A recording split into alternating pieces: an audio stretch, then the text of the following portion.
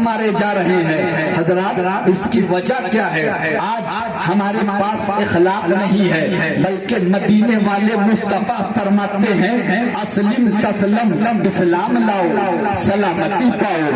ایک واقعہ پیش کر رہا ہوں، میرے آقا کا اخلاق ملاحظہ فرمائیے المختصر بڑی تیزی کے ساتھ، پھر میرے بعد انشاءاللہ العزیز بہترین خطیب پیر طریقت حضرت علامہ مولانا ڈاکٹر محمد ذاکر حسین صاحب قبلہ مقدس ذلہ العالی کی بہترین خطابت ہوگی۔ واقعہ پیش کر رہا ہوں محبت کے ساتھ ملاحظہ فرمائیے۔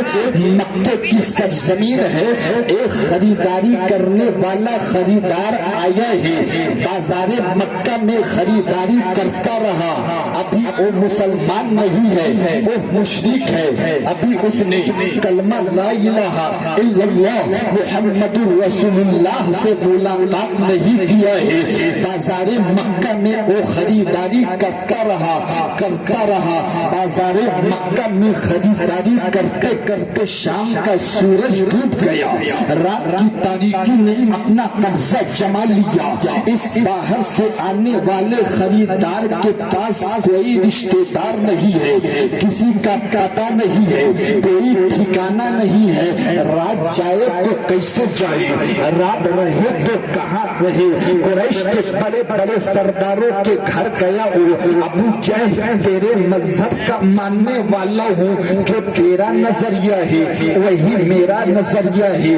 رات ہو گئی ہے، مجھے اپنے گھر ٹھہرنے کی اجازت دے دے۔ ابو جہل نے کہا میں اجنبی کو رات گھر میں نہیں ٹھہراتا۔ ابو لہب نے یہی جواب دیا میں اجنبی کو رات گھر میں نہیں ٹھہراتا۔ وہ بیچارہ پریشان، اتنے میں کسی مشرکی نے آقا کی عظمت سے کھیل کرنے کا منصوبہ بنایا کہ کسی نے جگہ نہیں دیا، محمد بھی جگہ نہیں دے سکتے ہیں۔ اس نے کہا کیا تجھے مکے میں ٹھہرنا ہے؟ کہا ہاں۔ سامان بچانا ہے؟ اس نے کہا ہاں۔ رات گزارنی ہے؟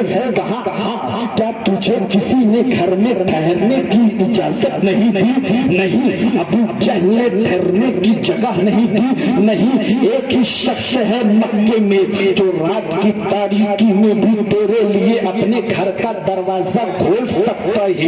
اتنا سننا تھا۔ اس نے کہا وہ کون ہے؟ کہا وہ جو چھوٹا سا گھر ہے نا مٹی کا، اس گھر میں ایک مرد رہتا ہے جس کا نام محمد ہے۔ جاؤ دروازے کو دستک دو، وہ دروازہ کھول دیں گے۔ چلا دروازے پر پہنچا، دروازے کو دستک دیا، اندر سے آواز آئی کون ہے جو اس وقت دروازے کو دستک دے رہا ہے؟ باہر والے نے کہا کہ میں ایک اجنبی ہوں، رات ہو گئی ہے، اپنے گھر ٹھہرنے کی کسی نے اجازت نہیں دی، کیا آپ اپنے گھر مجھ کو ٹھہرنے کی اجازت دیں گے؟ سرکار نے اپنے گھر کا دروازہ کھول دیا۔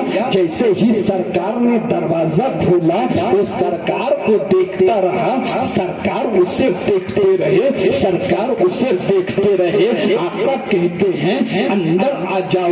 مصطفیٰ جان رحمت اندر لے گئے۔ وہ دست نبوت جسے قرآن نے ومیتا کہا، اسی دست مبارک سے مصطفیٰ جان رحمت نے چادر بچھائی۔ تھوڑی دیر کے بعد سرکار نے دسترخوان سجایا، گھر میں جو کچھ بنا تھا آقا نے کھلایا، آقا نے پلایا، آقا نے سلایا۔ آقا نے کہا آرام سے سو جاؤ، صبح چلے جانا۔ آقا ادھر گئے، جو بستر پر لیٹ گیا۔ آدھی رات گزر جانے کے بعد اس غیر مسلم انسان کے پیٹ میں کچھ خرابی آئی، وہ برداشت نہ کر سکا، بستر ہی پر ساری گندگی نکال دیا اس نے۔ اب وہ سوچ رہا ہے اتنے اچھے طریقے سے کھلایا، اتنی اچھی طریقے سے کھلایا پلایا سلایا، مگر مجھ سے اتنی بڑی غلطی ہو گئی، کروں تو کیا کروں؟ پھر دل میں خیال آیا کہ محمد نے میرا پتہ تو پوچھا ہی نہیں، محمد نے میرا نام تو پوچھا ہی نہیں، رات ہی میں نکل لو۔ وہ چپکے سے نکل کر چلا گیا، ادھر یہ نکلا، ادھر آقا کی آنکھ کھلی, مصطفیٰ جانے رحمت کے دل میں خیال آیا, ذرا چل کر دیکھ تو لوں کہ میرا مہمان آرام سے سو رہا ہے کہ نہیں سو رہا ہے. جیسے ہی مصطفیٰ جانے رحمت حجرے کے اندر داخل ہوئے, سرکار کیا دیکھتے ہیں وہ تو غائب ہے, مگر آقا نے بستر کی گندگی کو دیکھ کر سمجھ لیا کہ وہ اپنی عزت چھپانے کے لیے بھاگ گیا ہے. سرکار نے اپنے ہاتھوں سے بستر اٹھایا اور لے گئے. اس کیفیت کو سمجھنے کے لیے دل چاہیے. آقا نے اٹھایا, لے گئے, اپنے ہاتھوں سے دھونے لگے. تھوڑی ہی دور چلا تھا وہ کہ دل میں خیال آیا, ارے تم تو جلدی میں بھاگ آئے, مگر تمہاری تلوار جو لوہے کی تھی وہ تو محمد کے گھر ہی میں چھوٹ گئی ہے. ابھی تاریکی ہے, ابھی ظلمت ہے, ابھی اجالا ہونے میں وقت ہے. محمد سوئے ہوئے ہوں گے, مگر اسے کیا پتا تھا مصطفیٰ وہ ہیں جن کی آنکھیں بند ہوتی ہے, دل ہر وقت کھلا رہتا ہے, دل ہر وقت بیدار رہتا ہے. جیسے ہی حجرے کے اندر داخل ہوا, کیا دیکھتا ہے کہ مصطفیٰ بیدار بھی ہیں اور اپنے ہاتھوں سے بستر کو دھو بھی رہے ہیں. آقا نے مڑ کر دیکھا, کوئی غصہ نہیں, کوئی ناراضگی نہیں, بلکہ مڑ کر مسکرا کر سرکار کہتے ہیں کہاں چلے گئے تھے؟ چپ چپ چپ, خیریت تو ہے, چپ چپ چپ, چلے گئے تھے, لوٹ کر آئے ہو, لوٹ کر کوئی وجہ تو ہوگی آنے کی, کوئی چیز چھوٹ گئی ہے کیا؟ ہاں, تلوار چھوٹ گئی ہے. سرکار اندر گئے, آقا نے تلوار لیا, لا کر ہاتھوں میں تھما دیا. سرکار گئے, بستر پھر دھونے لگے. کھڑا ہے, اب تلوار نہیں دیکھتا, اب تو رخسار دیکھتا ہے, اب تو چہرے بدوہا دیکھ رہا ہے, اب تو چہرے مصطفیٰ دیکھ رہا ہے. آقا نے مڑ کر دیکھا, کہاں تلوار مل گئی, اب تو چلے جاؤ. اس نے طلب کر کہا, اے ہاشمی مطلبی شہزادے مکہ, اب میں سمجھا تیری ذات کیا ہے, تیرا مقام کیا ہے, تیری رتبت کیا ہے, تیری حیثیت کیا ہے. اب میں سمجھا کہ تیرا مقام کیا ہے. آپ نے لوہے کی تلوار تو لا کر دے دی ہے, مگر اخلاق کی تلوار سے میرا دل اپنا کر لیا ہے.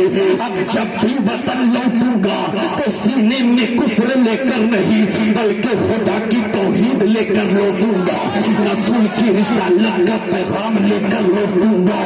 اب جمالی کو کہنے کی اجازت دے دو, اسلام کیسے پھیل گیا, نہ تیر چلایا, نہ خنجر چلایا, نہ نیزہ چلایا, نہ بھالا چلایا, نہ خون بہایا, بلکہ مصطفیٰ جانے رحمت نے اخلاق کی تلوار سے پوری دنیا میں اسلام کو پھیلا دیا, پوری دنیا میں اسلام کو پھیلا دیا.